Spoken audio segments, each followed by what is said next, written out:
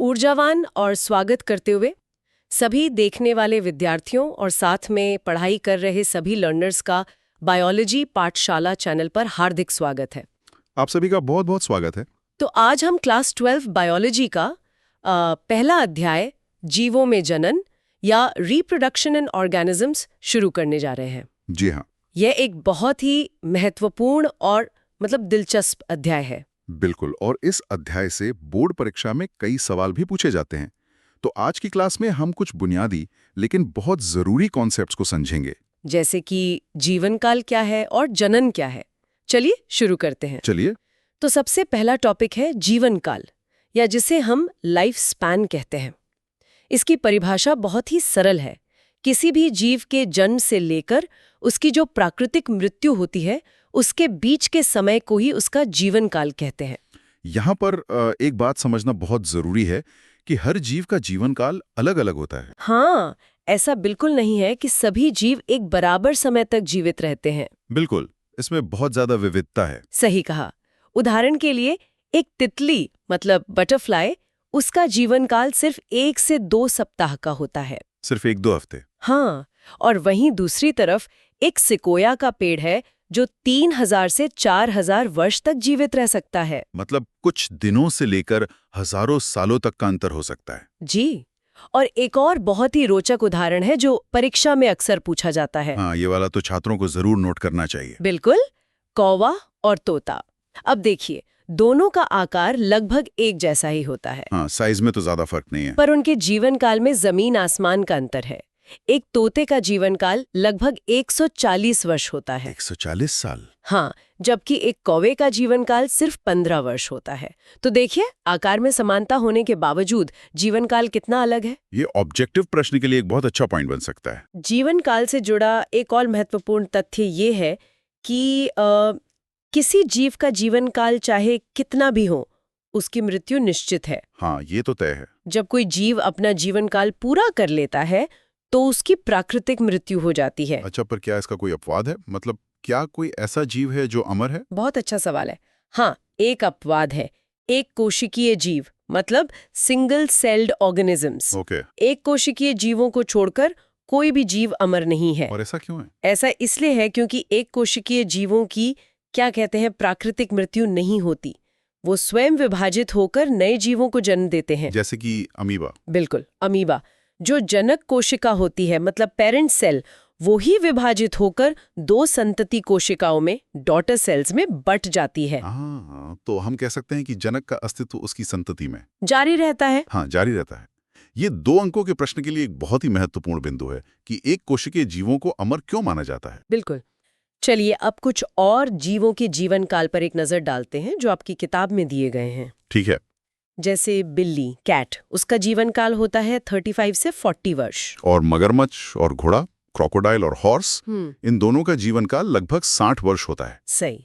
और कछुआ टॉर्टॉइज और बरगद का पेड़, बैनियन ट्री, ये दोनों लगभग 200 वर्षों तक जीवित रहते हैं। छात्रों को इनमें से कुछ उदाहरण याद रखने चाहिए, उत्तर लिखने में काफी मदद मिलती है। बिल्कुल।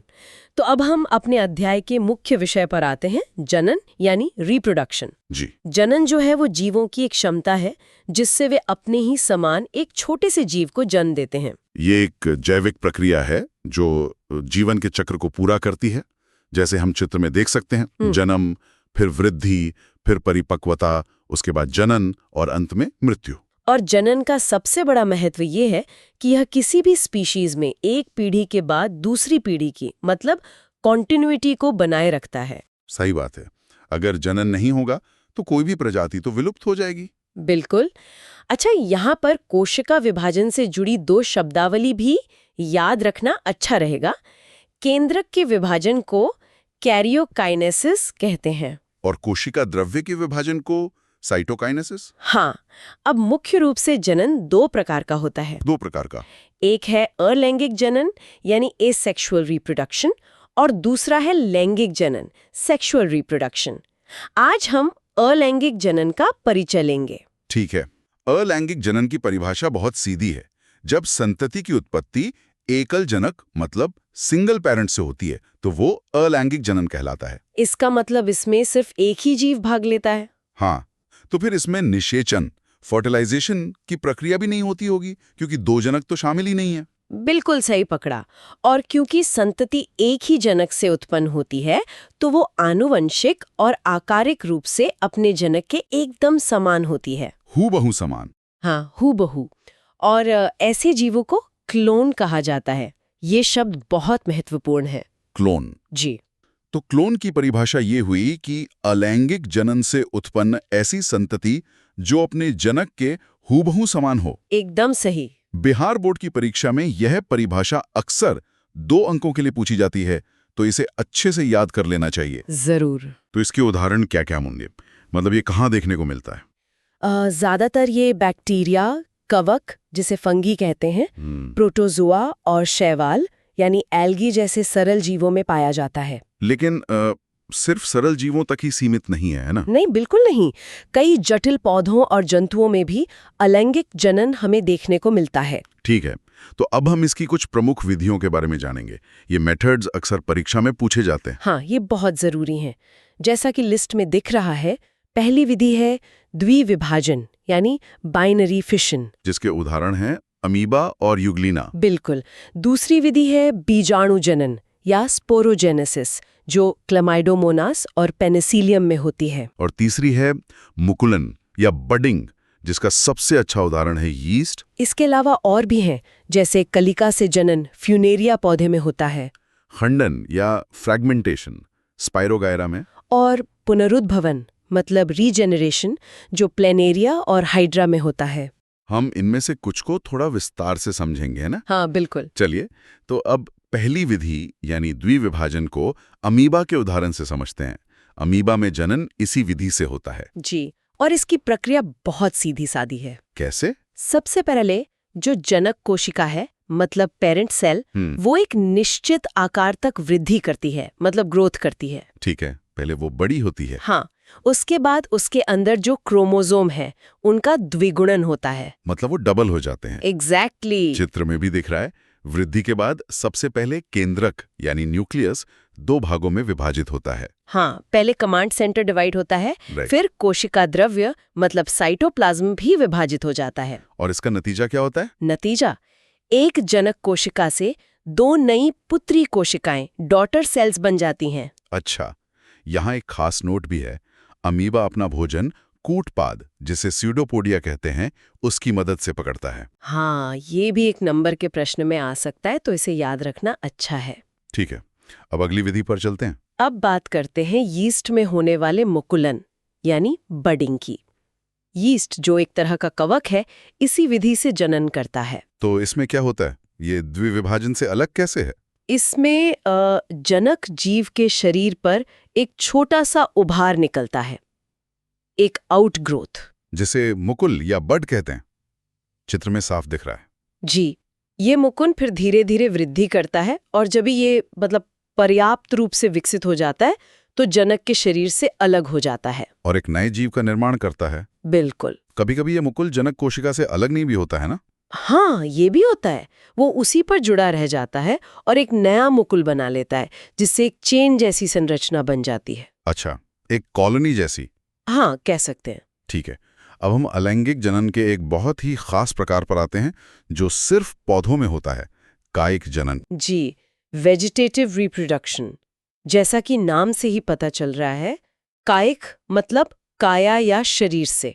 तो इसमें पौधे के कायिक अंगों से नया पौधा बनता है। बिल्कुल, जैसे कि जड़, तना या पत्ती से एक नया पौधा बन जाता है। और सबसे जरूरी बात यह है कि कायिक जनन भी एक प्रकार का अलैंगिक जनन ही है। हाँ, ये बहुत महत्वपूर्ण पॉइंट है। क्यों? ऐसा क्यों है? क्योंकि इसमें भी युग्मक मतलब गैमेट्स नहीं बनते और केवल एक ही जनक पौधे से नया पौधा तैयार हो जाता है। इसका मतलब जो नया पौधा है वो आनुवंशिक रूप से अपने जनक के बिल्कुल समान होगा। एकदम समान, एक तरह का क्लोन होता है। चलिए, अब कायिक प्रवर्धन के कुछ बहुत ही दिलचस्प उदाहरण देखते हैं, जो हम अपने आसपास भी देखते हैं। हाँ, बिल्कुल। जैसे अदरक यानी जिंजर में ये प्रकंद या राइजोम द्वारा होता है। और आलू में? और आलू यानी पोटैटो में कंद या ट्यूबर द्वारा। इसके अलावा बल्ब, रनर और सकर भी कायिक प्रवर्धन के ही उदाहरण हैं। हम आलू का उदाहरण थोड़ा और विस्तार से देखते हैं, क्योंकि ये बहुत आम है। हाँ, तो आलू क्या है? वो एक भूमिगत तने का फूला हुआ भाग है जिसे हम कंद कहते हैं। और आपने आलू पर वो छोटी छोटी आंखें तो देखी ही होंगी। जी, सभी में देखी होंगी। उन्हीं आँखों को जीव विज्ञान में कलिका या बड कहते हैं। अच्छा, तो वो असल में कलिकाएं हैं। हाँ, और जब हम आलू को मिट्टी में लगाते हैं तो इन्हीं कलिकाओं से नया पौधा उगता है। वाह, ये तो कायिक प्रवर्धन का एक बेहतरीन उदाहरण है। बिल्कुल। इसका एक बहुत अच्छा उदाहरण है बांस। स्लाइड में देखिए, बांस में प्रकंद या जिसे राइजोम कहते हैं, उसके द्वारा कायिक जनन होता है। हाँ, और ये प्रकंद बहुत दिलचस्प चीज है। ये जमीन के नीचे फैलने वाला एक रूपांतरित तना होता है। तो ये फैलता कैसे? मजे की बात यह है कि एक अकेला बांस का प्रकंद फैलकर एक पूरे जंगल को जन्म दे सकता है। क्या कह रही हैं? पूरा जंगल एक ही पौधे से? हाँ, और ये सभी बांस जो ऊपर हमें अलग अलग दिखते हैं, वो जमीन के नीचे शारीरिक रूप से एक दूसरे से जुड़े होते हैं। कमाल है। चलिए अगले उदाहरण पर चलते हैं, बल्ब। ये तो प्याज या लहसुन में देखा होगा। बिल्कुल। ये जो बल्ब है ना, ये असल में बड़ी बड़ी कलिकाएं मतलब बड्स होती हैं जिनमें भोज्य पदार्थ जमा रहता है। अच्छा, तो ये पौधे का लंच बॉक्स हुआ एक तरह से। हाँ, कह सकते हैं। और जब सही मौसम आता है तो यही बल्ब एक नए पौधे को जन्म देता है। तो ये भोजन संग्रह का भी तरीका है और जनन का भी। समझ गया। अब एक बहुत ही रोचक पौधे की बात करते हैं, जलकुंभी। हाँ, जलकुंभी। ये एक जलीय पौधा है जो स्थिर जल में यानी रुके हुए पानी में बहुत तेजी से फैलता है। इसमें कायिक प्रवर्धन भूस्तारिका या ऑफसेट के जरिए होता है ना? बिल्कुल। आप चित्र में देख सकते हैं कि कैसे एक छोटा तना दो पौधों को आपस में जोड़ रहा है। बस इसी से ही अपनी संख्या बढ़ाता जाता है। लेकिन मैंने सुना ये एक बहुत बड़ी समस्या भी है। बहुत बड़ी। ये एक विदेशी खरपतवार है जो पानी से सारी की सारी ऑक्सीजन खींच लेता है। अच्छा, तो उससे क्या होता है? उससे पानी में रहने वाली मछलियां और दूसरे जलीय जीव मरने लगते हैं, दम घुटने लगता है उनका। ओहो, ये तो बहुत खतरनाक है। इसी विनाशकारी स्वभाव के कारण जलकुंभी को बंगाल का आतंक यानी टेरर ऑफ बंगाल भी कहा जाता है। बंगाल का आतंक? पर इसे भारत लाया क्यों गया था? इसके फूल बहुत सुंदर होते हैं, बैंगनी रंग के। तो माना जाता है कि शायद इन्हीं फूलों की वजह से इसे यहाँ लाया गया था, पर यह एक बहुत बड़ी समस्या बन गया। समझ गया। अच्छा, एक सवाल है, क्या पत्तियों से भी नया पौधा बन सकता है? बिल्कुल बन सकता है। इसका सबसे अच्छा उदाहरण है पत्थर चट्टा, या जिसे ब्रायोफिल्म भी कहते हैं। पत्तियों से? वो कैसे? पत्थर चट्टा की पत्तियों के किनारों पर जो कटे हुए हिस्से होते हैं ना, वहां से अब स्थानिक कलिकाएं निकलती हैं, एडवेंटिशियस बड्स। अच्छा। ये छोटी छोटी कलिकाएं जब थोड़ी बड़ी होकर जमीन पर गिरती हैं तो वो जड़ पकड़ लेती हैं और एक नया पौधा बन जाती हैं। वाह, मतलब पत्ती ही एक पूरी नर्सरी का काम कर रही है। बिल्कुल सही समझे। चलिए, तो ये तो हुआ कायिक प्रवर्धन। अब अपने दूसरे मुख्य विषय पर आते हैं, लैंगिक जनन। हाँ, लैंगिक जनन। यह जनन की वो विधि है जो ज्यादातर उच्च वर्गीय पादपों और जंतुओं में पाई जाती है। और ये कायिक प्रवर्धन की तुलना में काफी अलग है ना? हाँ, ये एक विस्तृत, जटिल और धीमी प्रक्रिया है। इसमें सबसे मुख्य अंतर तो यही है कि इसमें दो अलग अलग जनक चाहिए, मतलब एक नर और एक मादा। एकदम सही। इसमें दो पेरेंट्स की जरूरत होती है। तो इस प्रक्रिया के लिए कुछ खास कोशिकाओं की भी जरूरत होती होगी। हाँ, बिल्कुल। नर में पुमक या नर युग्मक और मादा में मादा युग्मक बनते हैं, जिन्हें अंग्रेजी में गैमीट्स कहते हैं। जी। और इन युग्मकों के बनने की जो क्रिया है उसे युग्म जनन या गैमेटोजेनेसिस कहते हैं। और फिर इन युग्मकों का क्या होता है? जब नर और मादा युग्मक आपस में मिलते हैं या कहिए संलयित होते हैं, फ्यूज होते हैं, तो उस क्रिया को निषेचन या फर्टिलाइजेशन कहा जाता है। बिल्कुल।